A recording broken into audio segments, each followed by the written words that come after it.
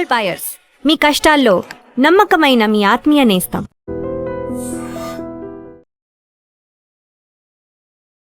నమస్తే, welcome to I dream.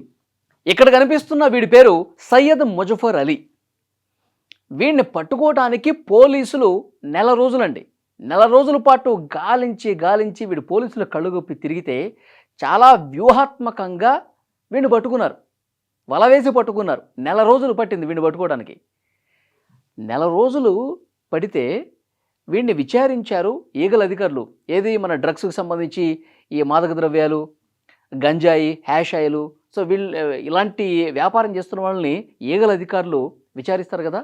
ఆ eagle అధికారులు విచారించిన తర్వాత నార్సింగ్ పిఎస్లో వీడిని అప్పగించారు. వీడిని పట్టుకోవడానికి నెల రోజులు పడితే నార్సింగ్ పిఎస్లో 5 నిమిషాల్లో తప్పించుకుని పారిపోయాడు. 5 నిమిషాలు. అసలు ఏం జరిగింది క్లియర్గా మీకు ఎక్స్ప్లెయిన్ చేసే ప్రయత్నం చేస్తా. ఈ ముజఫర్ అలీ అనేవాడు చిన్నప్పటి నుంచి చిల్లరగా తిరుగుతూ ఉంటాడు. చదువు బంద్ చేసేసాడు. ఈ మాదక ద్రవ్యాలు, డ్రగ్స్, హ్యాష్ ఆయిలు ఇవి అమ్ముకుంటూ ఈ విధంగా ఇదే వ్యాపారం. ముంబై వెళ్తాడు, బెంగళూరు వెళ్తాడు, ఐటీ కంపెనీస్ దగ్గరికి, ఇక్కడ హైదరాబాద్లో ఈ వ్యాపారం చేసుకుంటూ ఉన్నాడు. మొన్న ఈ మధ్యకాలంలో అంటే లాస్ట్ మంత్ కొంతమంది పట్టుబడ్డారు. హ్యాష్ ఆయిల్ తీసుకుంటూ దాన్ని కొనుక్కున్న వాళ్ళు పట్టుబడి వాళ్ళకి కౌన్సిలింగ్ ఇచ్చి అసలు మీకు ఇది ఎట్లా వచ్చింది, ఈ గంజాయి ఎట్లా వచ్చింది, ఈ హ్యాష్ ఆయిల్ మీ దగ్గరికి ఎట్లా వచ్చిందంటే ముజఫర్ అలీ వాడు అమ్మాడు, వాడి దగ్గర మేము కొన్నామని చెప్పారు. సో అప్పటి నుంచి వీడిని పట్టుకోవడానికి తెగ ప్రయత్నం చేశారు. హైదరాబాద్లో ఒకసారి తప్పించుకుని పారిపోయాడు, తర్వాత ఒకసారి ముంబైలో తప్పించుకుని పారిపోయాడు.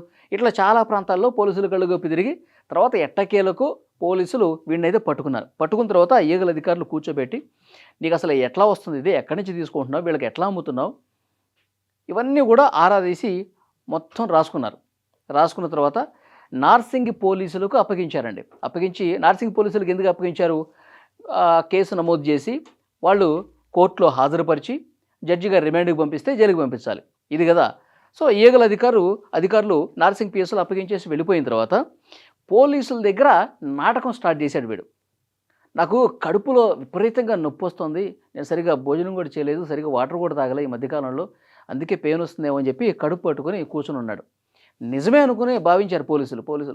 వెంటనే ఆసుపత్రికి తీసుకెళ్తాము, నువ్వేమి అట్లా ఇబ్బంది పడాల్సిన పని లేదు, మేము హాస్పిటల్కి తీసుకెళ్ళి నేను మళ్ళీ కోర్టుకు తీసుకెళ్తామని చెప్పేసి కూర్చోబెట్టారు.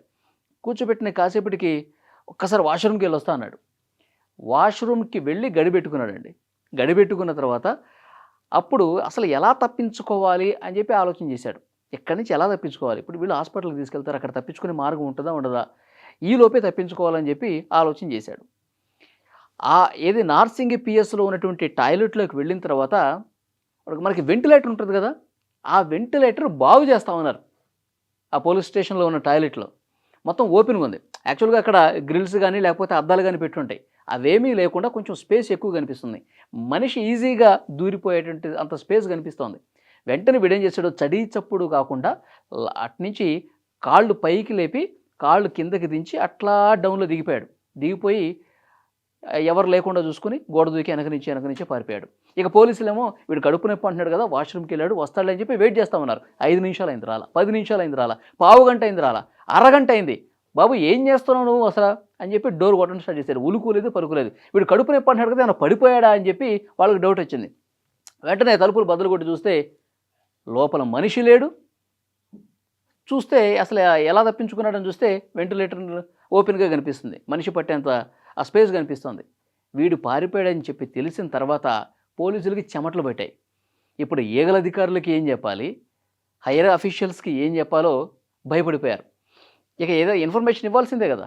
వెంటనే ఇన్ఫర్మేషన్ ఇచ్చారు. పోలీసులు పెద్ద ఆఫీసర్లు ఉంటారుగా, వాళ్ళందరూ కూడా తీవ్ర ఆగ్రహం వ్యక్తం చేశారు. ఇంత నిర్లక్ష్యమా, 30 రోజుల పాటు ఈగల ఆఫీసర్స్ అయితే 30 రోజులు వీడిని పట్టుకోవడానికి అక్కడ తిరిగి ఇక్కడ తిరిగి పట్టుకొని వస్తే మీరు 5 నిమిషాల్లో 5 నిమిషాలు కూడా కూర్చోబెట్టలేకపోయారా వాడిని అని చెప్పి పోలీసుల్ని క్లాసులు తీసుకున్నటువంటి పరిస్థితి ఉంది.